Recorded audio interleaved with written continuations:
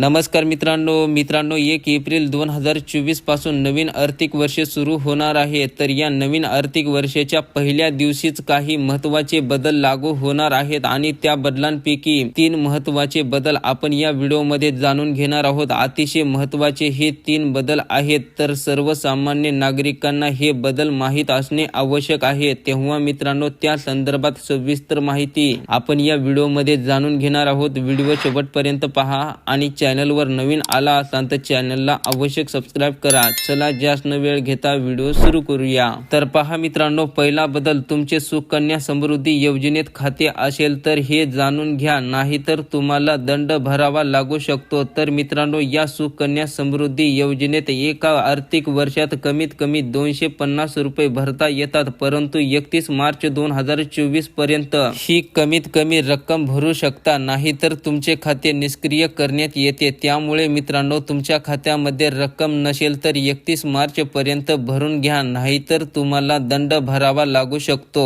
त्याच्यानंतर मित्रांनो, दुसरा बदल पहा। 1 एप्रिल 2024 रोजी रिझर्व्ह बँकेच्या कोणत्याही शाखेत ही नोट स्वीकारली जाणार नाही। बघा, 1 एप्रिल 2024 रोजी वार्षिक अकाउंट क्लोज डे असल्याने या दिवशी रिझर्व्ह बँकेच्या कोणत्याही शाखेत चलनातून बदल केलेली 2000 रुपयांची नोट बदलून दिली जाणार नाही। तसेच बँकेत जमा देखील केली जाणार नाही। तुम्हाला नोट बदली करायची असेल तर 31 मार्च पर्यंत बदलून घ्या किंवा 2 एप्रिल पासून ही सुविधा पुन्हा सुरू करण्यात येईल, त्यावेळेस बदलून घ्या। त्याच्यानंतर मित्रांनो, तिसरा महत्त्वाचा बदल पहा। गेल्या 2 वर्षापासून पॅन कार्डला आधार कार्ड लिंक करण्यासाठी वेळोवेळी सांगितले आहे आणि वारंवार त्याची मुदत पण वाढवून दिली जात होती। मात्र ज्या लोकांनी आपले पॅन कार्डला आधार कार्ड लिंक अजूनही केलेले नाही, त्यांनी जर 31 मार्च 2024 पर्यंत हे काम केले नाही तर